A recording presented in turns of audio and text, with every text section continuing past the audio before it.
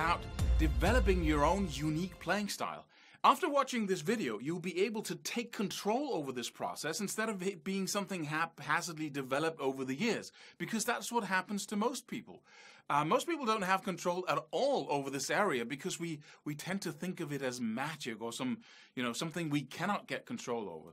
But I was thinking, when I started out, this was really a magical area of playing guitar.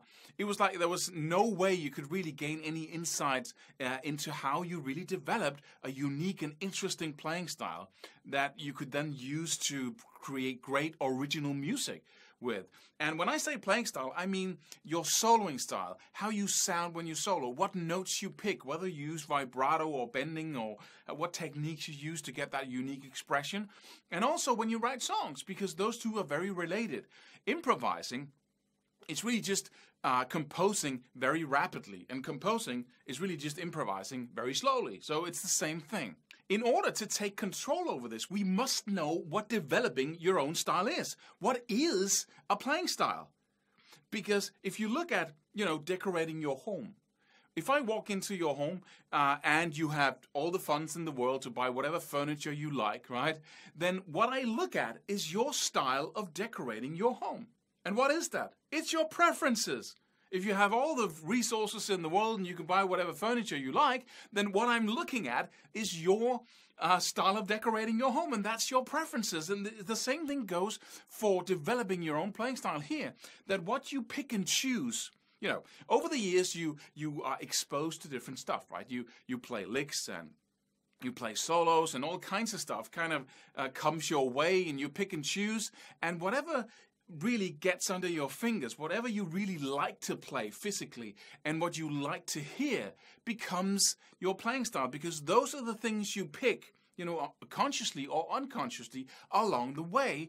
And whenever you sit down and you try to come up with some new lines on your instruments,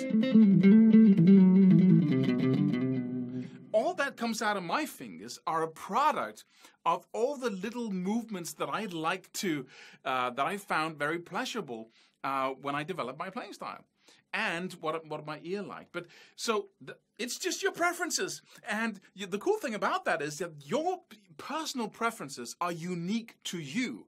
So now we have the unique part of the equation, that you can, by focusing on what your personal preferences are, when you pick and choose every single thing that becomes part of your playing style, you can actually develop a totally unique playing style, and that's the only way to do it. You cannot have a kind of a mental concept about what's good and what's not, and then go out and pick stuff in that way. It will, I promise you, it will not be interesting. So the only way really to go that out of the true path and the most interesting and the most satisfying path of developing your own style is to just focus on what feels the best in your body. What feels the best to play when you practice. A lot of things are not going to, feel very nice to play in the beginning, but as you develop and your technique gets better, then what do you really like to play on an auditory level and on a physical level? The first obstacle that 99.999% of all people fall into, that actually impairs their ability to develop their own style massively, is this little thing. Because we are a pack animal. And pack animals like to be like other pack animals, because that's what holds the pack together. You have no claws, you cannot run fast, you have no fur. The only thing that really, that is your power as a human being in nature is other people. So the first and foremost priority of your brain is to make sure that you are part of a strong group. And if you like all kinds of stuff that the group does not like, then you won't be in the group for long, right? So if you have a peer group of people and you share the same musical interest, the same style of music, then you tend to let your preferences be guided or controlled even by what other people like. And that's the surefire way of ending up sounding like anyone else, because that's what the culture does. The culture is one big group of people who thinks basically in some of the same ways, right? So if you want to stay out of that as much as possible, you have to suffer the pain of sometimes liking stuff that other people are not that crazy about, and then trust that you'll they'll like you anyway. So you have to stay out as much as you can of that trap. And the way to do that is really to focus on what feels the best in your body. Whenever you come across a lick, a solo, a sound, a song, a sequence, you have to really make that be the guiding force of what you choose to play. Do you really like it on a physical level? Does it sound good? Does it feel good? And then try as much as you can to stay out of the mental concepts or the mental noise of, or the need to choose things that your peer groups like.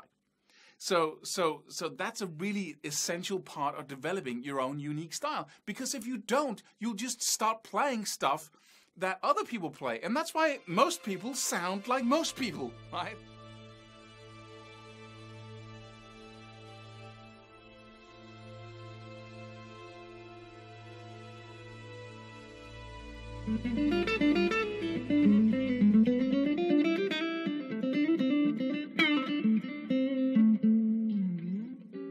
The second very important point here in developing your own playing style is, of course, what you expose yourself to. Because if the first point was that it is your preferences that is determining your playing style, then what are you choosing from?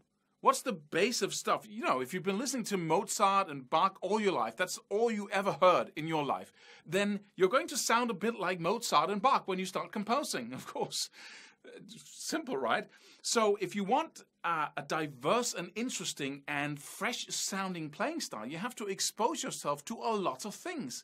And most people are completely unconscious about this, and I was too in the beginning. I was just, picking, my teacher gave me some stuff in the beginning, then I heard some stuff, then I just picked up stuff along the way, until I became very conscious about what it is that I was doing. And if you're not conscious about this, chances are you'll be exposed to whatever your people are exposed to. It's the same cultural thing again. So you'll be like 99.999% of all guitar players is that they're exposed to what their friends are exposed to, and they pick and choose the same things their friends are picking and choosing all out of the culture, the first thing we talked about, right? And so that's the surefire way of not developing your own unique playing style. So how do we do this? Well, in order to describe this process, really, in a thorough manner, I've created this little triangle that I'm going to bring up on the screen there. And if you look at the bottom third of it, this is really 3 stages. The bottom third of this triangle represents all that you expose yourself to. And the key thing there is, of course, to make sure that you get a lot of stuff in there and a lot of diverse stuff. So you expose yourself to a lot of different things. Then you start, you play around with these things, sequences, licks, solos, whatever it is. And then gradually you pick and choose and bring different stuff to the mid level. And the things in the bottom, you can't really play those. You're just playing around with them.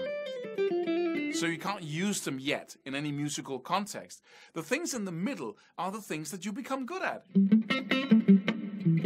Right? But good at means that you have to focus on it in order to make it happen. So you pick up some lick or little sequence or whatever it is, and you have to focus on it in order to play it. You haven't brought it to the next level, which is mastery, which is the top little triangle there. So you have a ton of things in the bottom, you have some things that you become good at in the middle, and then there are a few things that become the top triangle there that you become a master of. And what mastery means is that it becomes completely easy and completely automatic. So you don't, and you have stuff like that already, that whenever you pick up your guitar, you'll play some things, right? The stuff you play that you've been playing a million times that just falls into your hands that are so easy to play. And those things are what make up your unique playing style when you compose, when you improvise, whatever it is that you're doing.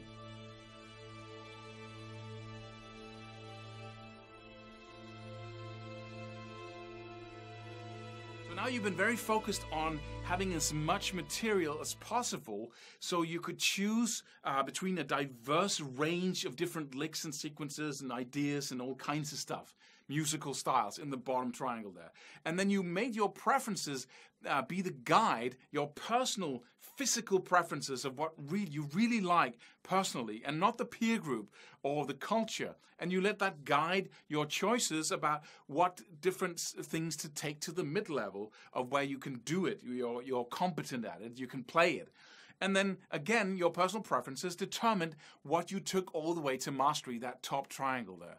And so now most people are becoming comfortable at that level because there's a lot of things they can do without thinking about it. And so playing a solo, composing a song is becoming pretty easy. And that's why we tend to see, top players, when you look at them when they were young and fresh, that their playing style was also not quite, it hadn't turned to concrete yet. So it was alive, and you never knew what they could do or what they were going to do the next second or play. But then as the years go by, they seem to become a copy of themselves. And I know some people are going to be very critical of what I'm saying here, and I'm not mentioning names because then it'll be just one long string of angry comments below this video. But that's what really happens. And if you want to stay out of that trap, because what that trap is really stopping the whole process. They don't expose themselves to any new material. They don't practice things from the bottom, take it to the mid-level, and constantly refresh the top triangle there because they could become too comfortable because they have so much success with what they're doing.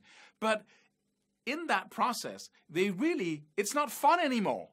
It's always fun to learn new stuff and to develop constantly and to constantly, like you want to improve your sound all the time. You're always looking for new ways of improving your instrument and your amp or your setup and whatever. And in the same way, you can be constantly improving your playing style, constantly being able to give people something new, something fresh and alive, and to have that top triangle be fresh and alive. And the way to do that is just never stop the process. Always expose yourself to stuff in the bottom there. Always take things to the mid-level, and then constantly have new things that you master all the time. And in that way, you can keep developing, keep being that musician who really is passionate about what he does and passionate about the new stuff that he creates all the time, because it's like it's always becoming even better, right? So it's always better than the new record, the new song you're producing, the new solo you're creating. It's always better and better and better.